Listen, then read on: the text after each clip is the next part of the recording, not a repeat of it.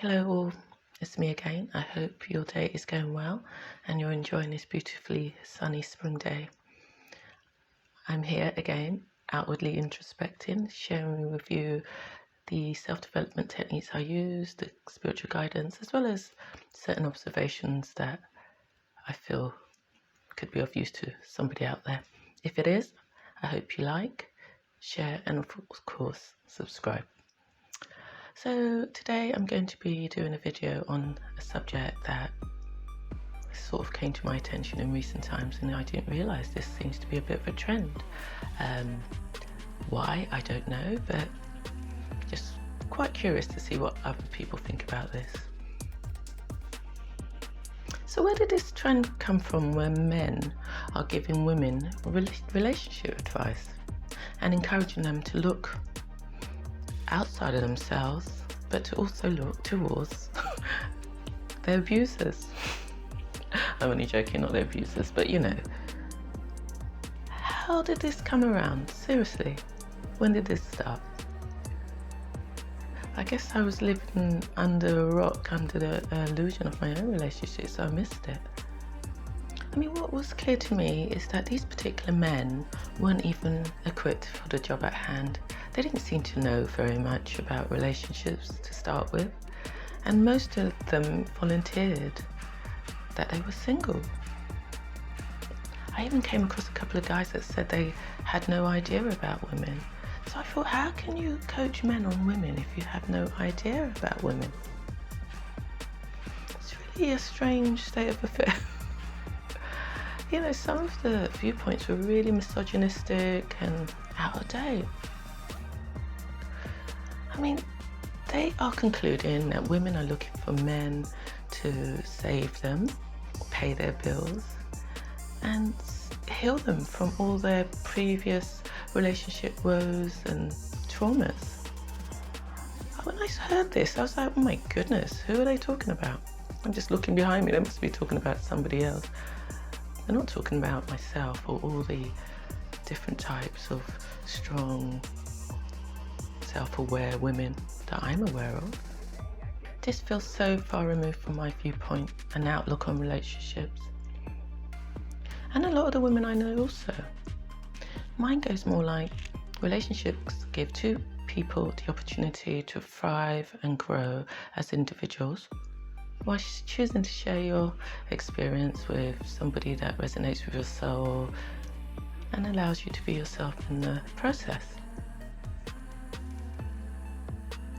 Or, you know, two people that are coming, formulating a relationship with equal give or take, honesty, reciprocity, that kind of thing. Those are the bases. That's the foundation for a relationship. So where does this simplistic viewpoint come from that a lot of these men are championing? Are they really seriously that simple? It just doesn't make any sense to me. That's just like saying all men are only interested in women for sexual purposes.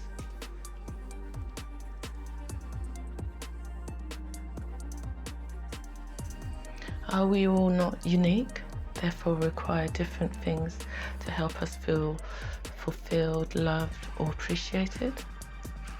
What person is honestly going to feel these things if that is their basis and their foundation, and that's the opinion they share? It's not going to happen. If you think women are only there for your money or to heal them or to just save them, it's not a great basis for any relationship, if I'm honest, whether you're male or female. We all obviously have the duty to save ourselves.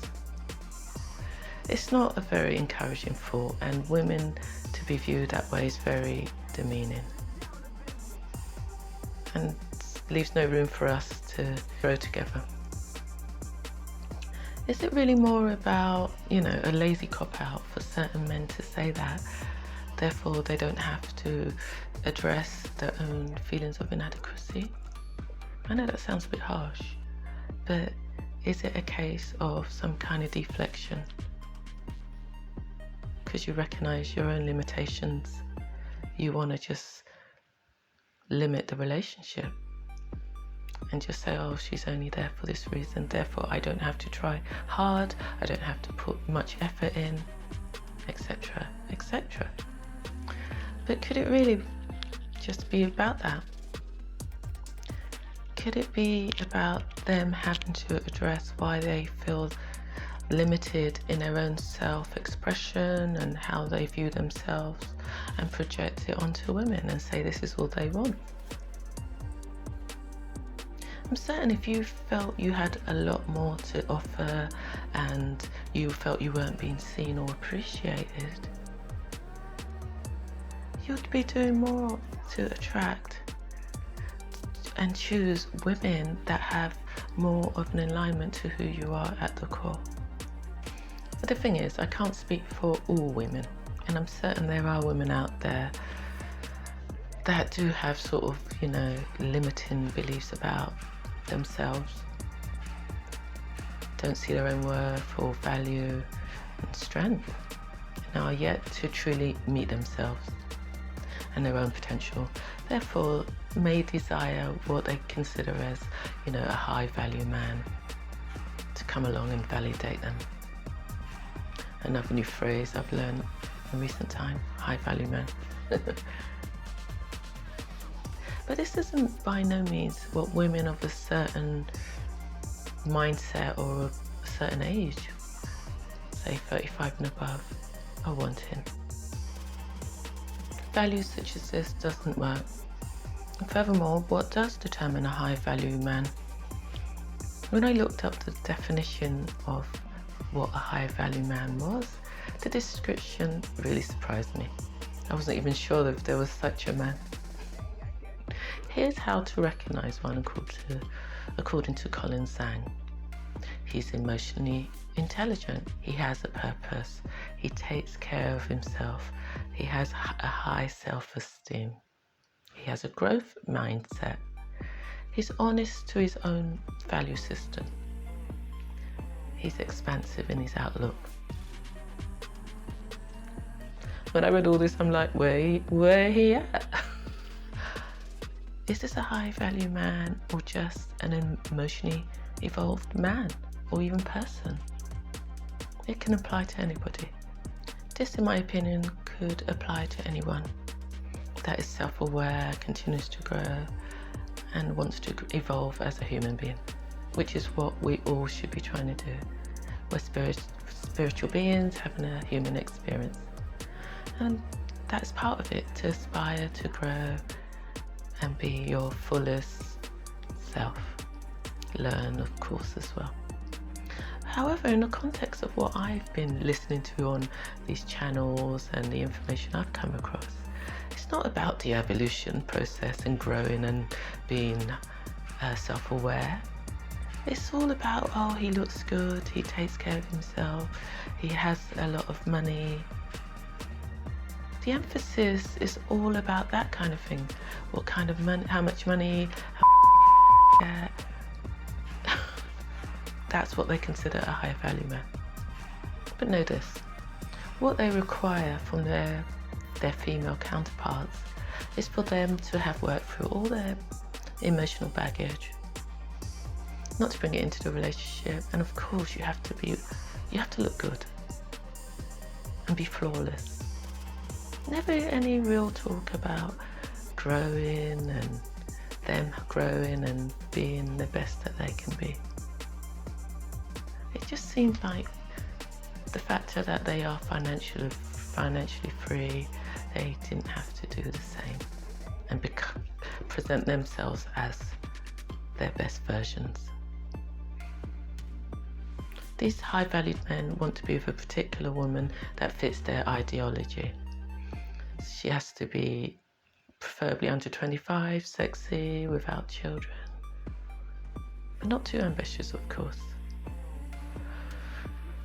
She should also be prepared to accept that he being a high-valued man means he'll always have options.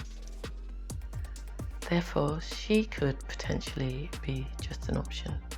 And the moment she no longer fits his ideal, she becomes surplus. All about the man, right? But the thing they don't realise is we all attract who we are, basically. So if we're not particularly evolved or haven't put a lot of attention into our emotional growth, and we're stuck in a three-dimensional existence, therefore choosing to stay the same and do the same things we've always done, we're going to attract our counterpart. Therefore, the person you're going to attract is going to be the person you are at present. You're going to match who you are at present, whether you've got money or not. Therefore, if you're not overawed by the type of person you seem to attract, you really don't have very far to look to see where the problem lies. There are probably aspects of you that need attention, therefore these people that you're attracting are mirroring these particular things. So what could this female be emitting currently and attracting you? You're more than likely attracting somebody that also considers themselves a high value person, but are also basing it on superficial reasons also. She probably looks good, has a fat ass, curvaceous, that kind of thing. Sexy, we can go on. Nothing wrong with that. But no, be honest with yourself. If that's what you're desiring and that's what you're attracting, that's what you're putting out into the universe. There's nothing to say you can't attract a female that is all that you want, has all the things you require, but is also financially secure, emotionally balanced, and wants you for more than you claim females want you for. Basically, where you put your energy, the said thing will become your reality. So all it takes is for you to change your beliefs and your vibrations will follow suit. And vibrationally, you'll bring into your world the person you say you want. But the question I would ask is, how serious are these men really about truly formulating a relationship that is based on respect, and one that can assist both parties to expand individually as well as together? Not the illusion or the false things that they feed women and the false things they even convince themselves that they want. What they truly want. Are certain men using this particular excuse that women want to use them to justify their inability to give their all in a particular situation? Are they unwilling to grow the hell up and just face those uncomfortable questions? What do you truly want? What do you actually want from a relationship? What do you actually want from a woman? Do you want a wife? Do you just want to have some fun? And to actually verbalize it to whoever you're dealing with. Those are the kind of questions, and that's the kind of things you need to be addressing, rather than these blanket statements, because they're not progressive and they're really offensive, to be quite frank. You have to determine what you're looking for and honestly articulate it to whoever you're dealing with. Therefore, there's no blurred lines. I mean, there are a lot of contradictions and holes in these statements as I keep digging deeper and finding out more. According to a certain high-valued man named Kevin Samuels, high-valued men don't particularly want overly ambitious women. They're not attracted to women that are happily single, women that are career driven. So that tells me straight away that they cannot really deal with attracting their counterparts. It's quite simple. That's where the discrepancy lies. If you say you want a particular thing, but then observations are saying, this is not what they want. I don't know what you lot want in true fact. Is it a woman that you can control manipulate? As you go higher up the scale, is it more difficult to manipulate particular women? I don't know. Be honest. Personally, that's where I think the issues lie. Options galore, lack of clarity, lack of transparency. Therefore, that's why I think it's all about projecting it on as a female issue. Just be honest with what you want. And that goes for females as well. If everyone took the time to really deep dive and just be honest with themselves and look at who they truly are at their core. And if the person that's staring back at you is not the person you want to be, it's all of our duties to do the inside work, do the development work, so that we present ourselves as our authentic selves and as we truly are, so that we can bring into our world people that complement us. Word to the ladies though, don't get sold on this trend. Just the fact that they're the same gender does not equip them to give women advice on this subject. Unfortunately, a lot of them are just shallow, empty vessels that will focus on things such as black women are alone because they are too overweight, too outspoken, too controlling, or simply the fact that they have children. They just use all this stuff to justify a lot of their behaviour. And if we go along with it, we're almost accepting it. Truth is, just through the relationships I've been through and the male friends I have, a lot of men don't have an idea about women. They have no clue, including the likes of Kevin Samuels. And as far as their knowledge regarding men, I think that's also limited to a particular man.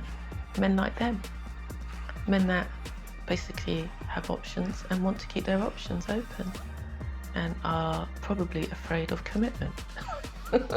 So they run and make excuses and project and deflect. That's all it is deflection tactics, as far as I'm concerned. I mean, at the end of the day, they're not going to encourage us and empower us to be women that are free thinking and having our own goals where they are concerned.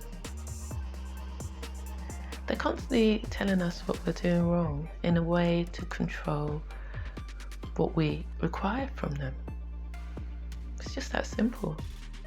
They seriously want to limit our expectations, limit our desires, and just keep it in a box and pull back, and it's just controlling. It should be more of a joint effort. What can we do for one another? What can we do in order to create the union that is going to work for both of us? Not this is how it is, you aren't doing that, you're not doing this, and that's the end of it. It has to be a joint effort. At the end of the day, nobody is free from themselves. And what is being reflected in your world is unfortunately a reflection of how you think and what you believe. So therefore, in my humble opinion, if both sexes committed to doing the inside work that would eradicate, these out-of-date beliefs that men are supposed to be our saviours, our providers, or that women want them from the money, or women are happy for men to just provide them with sex, drive them around in their nice car, for instance. If we get rid of those thoughts, then we'll be making some kind of progress. Ladies, this is where we as women lose ourselves and may look back at our lives and think, oh my God, I know where it went a bit left field. that time when we denied our inner guidance and chose to carry on thinking we will be the exception to the rule. If somebody shows you who they are, don't take it necessarily on board that it's you, it's your issue. This is somebody's belief. It's not our issue. The truth of the matter is, we all have to put the work into ourselves and try to live from a conscious existence, whether we're male or female. This will help us to take the blame out of our experiences and take total responsibility for what we are putting out there and what we're receiving. This will help us to feel validated within ourselves and know who we are without looking for anyone else to be our saviours, and therefore help us to grow and won't need anyone else to keep us feeling empowered. At that point, that's when we really take our lives into our hands and become the architects of our world and the world we want to actually experience. Not a world where we have these really outlandish statements. And so I'm all about the women. I'm not here to school any man. I would just say, ladies, in your endeavours to find a suitable match, maybe you should stop using the term high value man and possibly replace it with an emotionally evolved counterpart. This way you'll be calling into your life somebody that would hopefully see you as somebody that has some valuable attributes other than your body. And also a man that would also recognise his emotional contribution and what he brings to the table. Therefore, these crazy talks and crazy thoughts won't exist. It really annoyed me because I just thought it sounded so outdated. We have the power to manifest who we want. You have a vision of who you want.